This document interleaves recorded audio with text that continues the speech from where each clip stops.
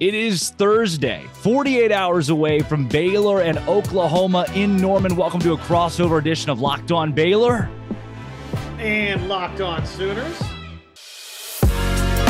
You are Locked On Baylor, your daily podcast on the Baylor Bears, part of the Locked On Podcast Network, your team every day. All right, folks. Thursday, Drake Toll alongside Josh Helmer. Josh is from Locked On Sooners. I'm from Locked On Baylor. For all those listening, whether you're an Oklahoma fan or Baylor fan, thank you for making our shows your first listen every single day. And a matchup this week, Josh, of two top 10 teams, each one loss coming into this game, exactly where we expected them.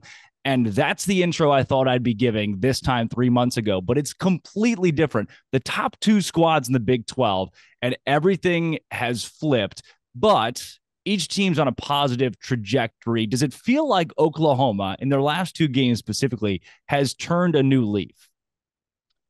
Well, Drake, first and foremost, you are so accurate with your depiction of what we thought this game was going to be, right? I think most people thought that Oklahoma-Baylor would be a Big 12 championship game preview, and obviously it has, unfortunately for both, not played out that way at all. On Oklahoma, if they've turned a new leaf or not, on the radio side here in Norman, some of the discussion last week was, okay, is this Iowa State game? And it feels like we've kind of done this every single week ever since Oklahoma got it handed to them down in Fort Worth. Like, is this week where we find out for Oklahoma what the rest of the season's picture looks like? Well, we had a little bit of that discussion last week ahead of Ames, right? And I said last week on the radio and on Locked On Sooners, I said, look, to me, the game that's going to showcase, kind of illustrate what the rest of OU's year is going to look like, it's Baylor coming into Norman the following week, right? Because I felt pretty confident that Oklahoma would go into Ames and win that game, really largely because of some of the inefficiencies of Iowa State offensively, and it ultimately played out that way. So the long answer to a very short and simple question, I don't know, right? I think this is the week that sort of tells us if Oklahoma has turned that corner. The litmus test for Baylor and to about all of us was Texas Tech. If you lose the Texas Tech game, then you're really reeling to go to a bowl. Kansas is still Kansas. It's a home game. Baylor knocks off Texas Tech on the road. You've got your feet up under you going into Norman this week, but you're facing Brent Venables and Jeff Lebby and Dylan Gabriel and a star-studded cast of guys that Baylor has either seen before or is familiar with. But really the one that I circle is Dylan Gabriel. This Oklahoma team is a different animal when Dylan Gabriel is healthy at 100% and playing at this top level. How has his play and even his health affected Oklahoma over the course of this season? Well, let's not mince words about it with Oklahoma. Let's just be open and honest. Oklahoma's not a very good football team. In fact, they're a lousy football team without Dylan Gabriel playing quarterback. We saw that for 2.5 quarters versus TCU, and everybody, saw that versus Texas, that this team just can't do much right offensively minus Dylan Gabriel. So from that standpoint, obviously he's imperative for what Oklahoma's doing. And in a year to where I think kind of you go top to bottom in the Big 12, Drake, and really there's not, maybe outside of Hunter Deckers, there's not a lot of bad quarterback play happening in the Big 12. Top to bottom, there's some pretty good quarterback play. I think Dylan Gabriel would be, to me, right toward that upper third of the Big 12. I don't know that you say that he's the best quarterback right now in the Big 12, but what he's been able to do both running and throwing the football, Oklahoma completely different with him as its signal caller. Josh, Dylan Gabriel certainly scares me, and I rightfully so. Baylor's secondary has been spotty all season long, and even in games that Baylor has won, there have been times where you go a whole quarter and think, oh my gosh, the secondary's imploded. What are we going to do? And now the secondary played well for Baylor last week against Texas Tech. You still have Dylan Gabriel that scares you, but I turn my attention to where Baylor is not scared then. Where are the places that Baylor can exploit Oklahoma? And the first one is this rushing defense. Like, Josh, it's the worst in the Big 12 statistically, and Baylor's got one of the best, if not the best, young running backs in the Big 12 in Richard Reese. He's not to the Bijan Robinson or Deuce Vaughn level yet, but this kid has been a workhorse the last couple of weeks. How can Oklahoma even begin to stop him? Well, I thought that last week versus Iowa State for Oklahoma, just the raw statistical numbers tell you Oklahoma, they stink defending the run. Yeah. Iowa State, not very good rushing the football, right? So to me, the game was really kind of about who's bad on bad wins, right? Who's bad on bad is actually good a week ago. And ultimately for OU, it was Oklahoma, right? They were pretty good. Rush defense versus Iowa State. Now, that's Iowa State, and Reese, of course, is a much different animal. Yeah. Baylor across the board is a much different animal running the football. So, I think, again, kind of 1 week later, and maybe this is just the story of Oklahoma's season, at least defensively, is can Oklahoma be competent defensively? Because I think Oklahoma is going to be able to, in Norman, with Dillon Gabriel, with this offense, put some points up on the board. Does that look like the 52 points they put up versus Kansas? I doubt it. Versus Baylor, right? I would think this game's probably going to wind up getting played somewhere in the 30s, but if OU's going to win it, clearly they can't let Reese be somebody that goes off for 200, 250 yards, which he's shown he's fully capable of doing. Mm-hmm. Josh, on the level of, Oklahoma's holes, the rush defense being one of them, where is Oklahoma not just good, but elite? What part of this team screams elite and could carry them to still win 8 or 9 games this season? I don't know. Remains to be seen. I don't know that Oklahoma has an elite unit right now. It's probably scary when you say this, but right now, special teams for Oklahoma, it's like, not to downplay special teams or anything. That's an important third phase of the game, and I think we all know and recognize that. But when one of the first names that comes to mind is maybe your punter, Michael Turk, or your place kicker in Zach Schmidt, that probably tells you a little bit of kind of how the year has gone. I do think Oklahoma offensively, the offensive line is starting to play some of its best football, but I wouldn't describe that as an elite unit right now. I do think Dillon Gabriel's done some really nice things from the quarterback position. But again, I don't know that I'm comfortable saying that he's been head and shoulders better than just anybody else at the quarterback position in the Big 12. So I don't know that Oklahoma is elite anywhere right now. And that's probably the biggest problem with Oklahoma relative to what preseason expectations look like and kind of where they sit right now today. And defensively, they're not elite anywhere. I think you and I both know that. Yeah, Josh, I really want to get to some of the burning questions that Oklahoma fans and even Oklahoma media have about this Baylor team that I still have burning questions about too, by the way. And again, two teams that have been inconsistent to the point where the ceiling's there for both squads, but when do they hit that? First, though, I got to tell the folks at home about Simply Safe. Josh, what is it? I'll tell you, my car got broken into a few weeks back. This has been like a talking point here. My house is not safe. Burglars, the bad guys, love to target college kids and college houses, which is a very smart thing to do if you're a burglar out there. I'm not going to endorse it, but it's intelligent burglary. What about Simply Safe is appealing to you? Well, obviously you get that immediate alert as soon as a threat is there, which now you've made it to where I want to double tap my lock button on my vehicle just to make sure that out here in Oklahoma City, we are in fact safe. But hey, an alert as soon as a threat is detected, that could be the difference, right? Or authorities letting the authorities know just as soon as again, there is any kind of a threat that gives you the security, which ultimately that's what you want, right? It's your home. You want to be safe. Yeah, well, you can be safe with Simply Safe. Pretty cheap, relatively cheap for what it is, too, because you get these HD cameras can even have facial recognition, so you can realize or report to authorities who exactly it is trying to get into your house or get into any of your goods. Don't miss your chance to save big on the only security system that we'd recommend. 50% off right now at Simply Safe. SimplySafe.com/URL today. This is the biggest discount of the year, so don't wait. SimplySafe.com/LockedOnCollege. There's no safe like Simply Safe. Josh, what is it about this Baylor team where the question marks are for OU right now? Well, I would I think, open by asking this. Oklahoma and Baylor, as we discussed kind of right off the top, similar rocky trajectories relative to what the expectations were for both teams. So why have things played out the way that they have so far? Not that it's just been terrible for Baylor. There's not, that one loss. Like Oklahoma's got a couple of losses where it looked like maybe this was going to be a losing season for Oklahoma. Baylor hasn't at any point reached that point, but relative to what the expectations were, why is this Baylor team not undefeated? Why are they not a one-loss team? What has gone wrong for Baylor? Josh, I have not heard a lot of people talk about this in Baylor media, and I haven't myself until I really started to realize it today. Baylor's been hurt a lot. Now, I don't think injuries are an excuse for teams to not live up at least somewhat to the hype you get preseason, because not everybody's dad on the program, but you have now one running back that's at full strength, and is Richard Reese. He got 36 carries last week. The kid's 19 years old. I mean, he's only been able to drive for 3 years, and he gave him 36 carries in a college football game on the road at night against Texas Tech. That's not good. You don't have anybody else really behind him at 100%. And really across the board, Ben Sims, the maybe best target you're going to go to, Monterey Baldwin. Both those guys have had time out this season. Blake Shapen had a concussion against West Virginia, or at least concussion-like symptoms. And so any guy, almost any guy that you circle as, hey, it could be a dude, especially offensively, has gotten hurt. And the other big thing is youth. We failed to realize, I think, as Baylor media and even Baylor fans, how young this team is at some pretty key and crucial positions. You don't have Jalen Petrie. You don't have Terrell Bernard. You don't have Jaron McVay or JT Woods. You lost those guys defensively, and now the ones replacing them are mostly freshmen, redshirt sophomores.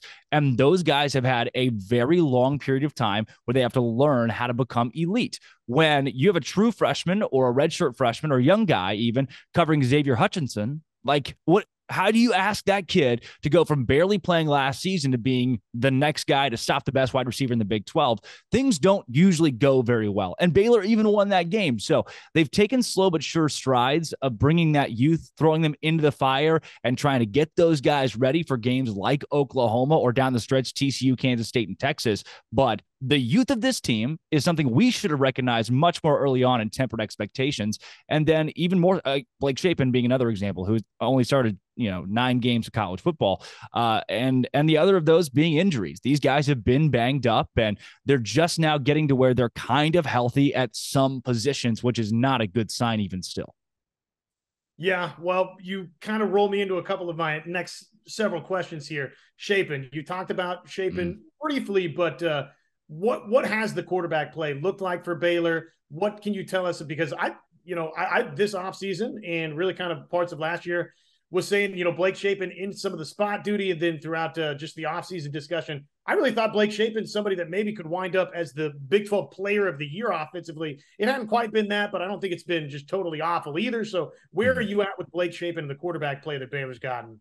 JJ's a legendary quarterback at Baylor, played in the 90s here, and was on the show about a week ago and said something that was a real revelation to me as well. And it's that every time you put a new quarterback into a game, maybe a Baron Morton situation or even a Will Howard situation at Kansas State, a lot of times those guys have immediate success because the opposing team doesn't know who you are. They don't know what you like to do. They don't know what to hone in on to try to stop you. So you'll oftentimes get guys who their first game's great, their second game even's great, but once you put enough on tape for opposing teams to find out what your kryptonite is, they're going to attack it. What elite quarterbacks do is they step up in those games later on and change things, or they rise to the occasion. They get better in a certain area. Shapen is the honeymoon phase is over. He's in the phase of, how do I rise up to be an elite quarterback that's above that? Quinn Ewers is another great example of that. Was so good for his first few games, and then once teams kind of started to figure him out, you really saw him wane, especially against Oklahoma State. So that's been Shapen's problem, is he's not a bad quarterback. He's turned the ball over a lot, which is what young quarterbacks do. And other teams can now read what he enjoys doing and stop what he enjoys doing, which is not a good recipe for him to be the Big 12 player of the year, which I made a case preseason. He's got that ceiling. He can be a Zach Wilson, but he's still a year away. And that's frustrated a lot of Baylor fans. And even you can tell some of the coaches from time to time are frustrated with the youth of this team, Shapen included. And maybe he steps up and has an Oklahoma State-esque performance with 350 yards and a couple touchdowns, or maybe he plays like he did even against Texas Tech, where he just filled the role the team needed. And I don't know what Blake Shapen will get on Saturday, but it hasn't really been consistent whatsoever this year. Well, and probably the whichever direction this game winds up going, I mean, look, no-brainer key, right? But how each respective quarterback plays going to go a long way to deciding that. But Shapen, which version of Blake Shapen shows up? Is it young or is it experienced? I mean, probably could go a long way to determining this game. Okay, you mentioned Reese earlier, and we've talked about some of the pieces that Baylor's lost. Obviously, Petrie was a big-time star for the Bears just a season ago. So in addition to Reese, who are some maybe new faces that Sooner fans wouldn't be as accustomed to, but they need to be on the lookout for? Yeah, I would definitely watch out for Hal Presley. He has stepped up in the receiving game in the last couple of weeks. Monterey Baldwin's been hurt. He was kind of your wide receiver one coming into the year. And since he went out, Hal Presley has been one of Shapen's favorite targets and been really good at catching the football. Gavin Holmes is a senior, like super senior guy who's had some struggles dropping the football in weeks past, but he also had a 200-plus yard game against West Virginia with a few touchdowns. So there's a receiving core. We're going to see a lot of names that you didn't hear last year that you're not used to. And the secondary, you had multiple guys come out with 5 interceptions in total and 3 different quarterbacks for Texas Tech. So a guy in AJ McCarty who had a pick 6 last week. I had never really heard of AJ McCarty until he had a pick 6 last week. So there were a couple of those guys that stood out in the secondary. And Tevin Williams is another who could end up having a big week this week. And you think, who is this guy? Where did he come from? But that's just by virtue of the young guys stepping up into big roles. And then defensive line, Garmin Randolph and Gabe Hall and Siaki Ika. Siaki Ika, we haven't even mentioned yet, who was my preseason Big 12 Defensive Player of the Year, has finally stepped up into his own. It took him a little bit this season because he was double teamed and they were really coming after him. He's just now become that man we were expecting. So think those names. When those names pop on the screen, don't be surprised whatsoever, but know that us Baylor fans were surprised a few weeks back when they were popping up on our own screens. Well, this is maybe going to segue us into some of our final keys and obviously predictions and the like, but just generally speaking, because have a good indication of what this means, this game potentially for Oklahoma, and said as much off the top with you, Drake, but for Baylor, how important just individually is this game for what the future of the season may or may not hold for the Bears? Yeah, this game is the difference between 8-4, 9-3, and 6-6, or even 5-7. Baylor's rest of their schedule, like it gets progressively harder. You have a game now on the road against Oklahoma, and then you get Kansas State, and then you get TCU, and then you get Texas on the road. So the path the rest of the way for Baylor. Now, if they win all those games, they're in the Big 12 championship. It's not going to happen, but it's at least still there. That road is there. So if you beat Oklahoma, you still have that idea in your mind that, man, we don't have to count on anybody else. We control our own destiny. Let's go do it. But if you lose this week, you're out of the Big 12 title hunt. And then what's left? The Liberty Bowl? Sweet. You're 6-6. So what's at stake in this game is the same thing that's at stake the rest of this season. It is your destiny in how this season ends for Baylor football, because a shot at going to the Sugar Bowl and beating Ole Miss again in the Sugar Bowl is still on the table. It's not going to happen, but it's still on the table. You take that off, what is there left? Get ready for next season and try to do it because you didn't meet expectations. So a lot rides on this game in that Baylor, if they win, still have a shot at the Big 12 title. But one thing, Josh, before we do get into our predictions, that I don't wear gray because usually, look, it's not sweat, but it's a stain. It almost looks like sweat right here. I don't wear gray usually on these shows because I'm a sweater. Are you a sweater? Big sweat guy? Occasionally could be a big sweat guy. I feel like as like males, specifically, like sweat's just kind of a thing. And for me, it was a thing, but now I can wear gray in my little Sports Illustrated jacket because of SweatBlock. I know I've told everybody at home, you've heard about it year in and year out, day in and day out, about SweatBlock, whether you're an Oklahoma Locked On Sooners fan or Locked On Baylor fan. And SweatBlock, made by a doctor who had his own sweating issues and wanted to treat not only the odor, but also the sweat itself, and did it successfully. So save 20% with promo code Locked On at sweatblock.com. Go to sweatblock.com, try it out, save 20%, and it is also available on Amazon. Josh, Norman, Oklahoma. It's an afternoon game this week. How have the crowd, now Baylor has struggled on the road up until the last couple of weeks. How have the crowds in Norman been so far this season? And really, what's the expectation for Baylor and OU on Saturday? Crowds have been good. Even when things were going sideways for Oklahoma, the Kansas home game crowd was surprisingly good given the circumstances. That kind of, Drake, that had the possibility to be one of the worst home crowds. You know, coming off of, which is wild, coming off of a spring where Oklahoma made national news for, oh my goodness, look at this spring game crowd. Brent Venables called for, he wants this packed palace, and lo and behold, he got it. And then you fast forward and it's like, one of those first conference home games versus Kansas, it might not be a sellout crowd or a ton of excitement. And it was kind of, I think, it was a better crowd than a lot of people expected. So in this game, for what it is versus Baylor, Obviously, Oklahoma, I mean, you ran down some of Baylor's hopes the rest of the way. They're still in play for the Big 12 championship. Mm-hmm. Oklahoma is not really in play for a Big 12 championship game berth at this point.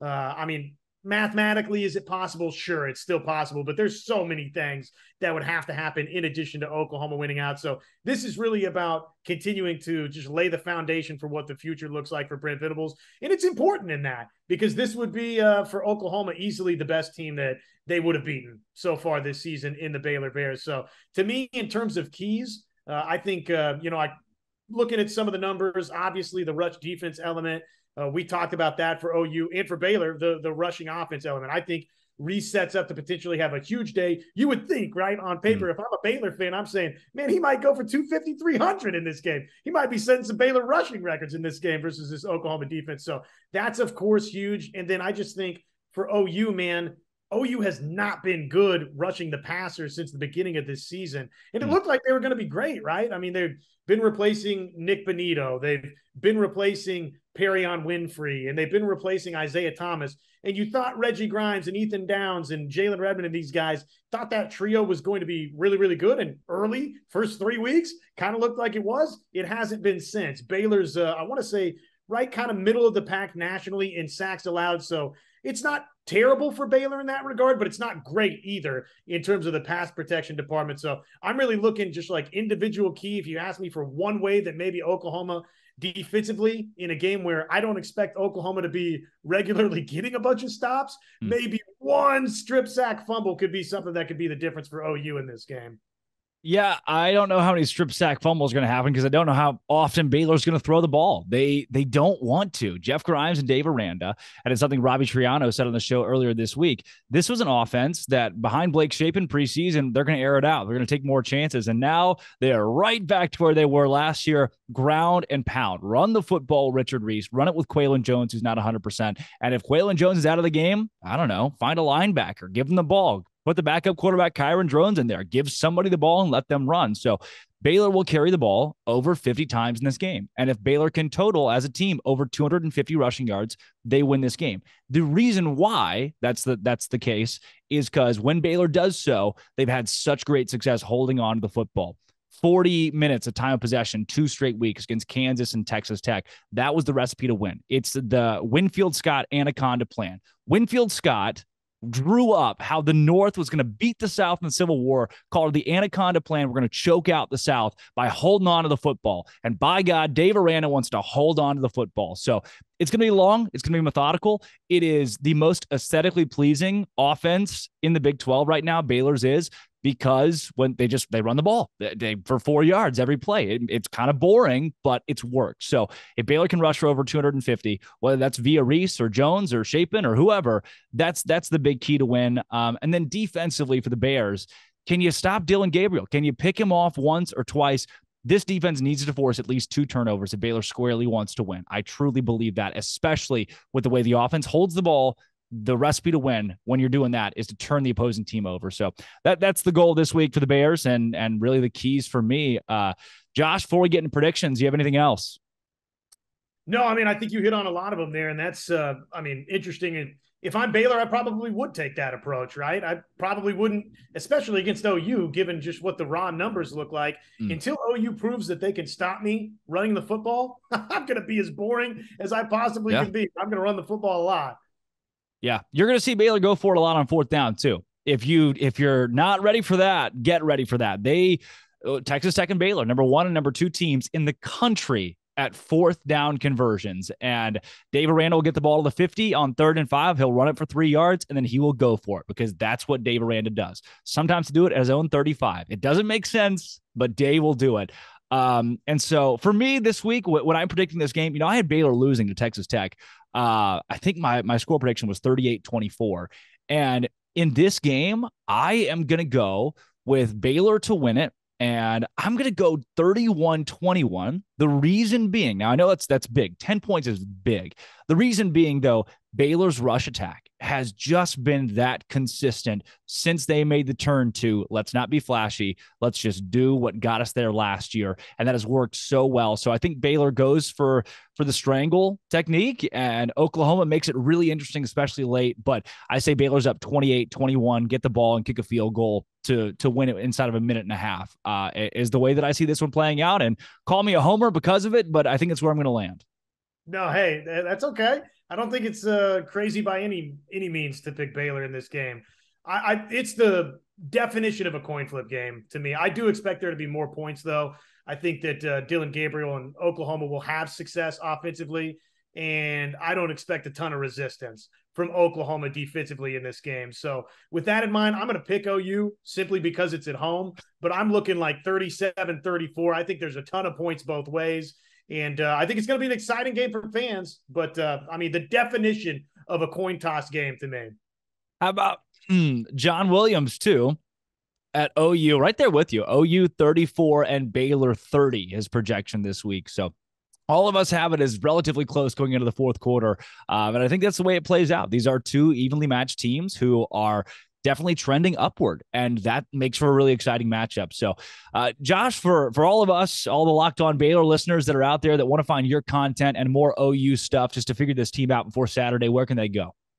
Easy. Just search Locked On Sooners on all of the social platforms out there, YouTube, obviously, as well, or anywhere you get your podcasts, Locked On Sooners.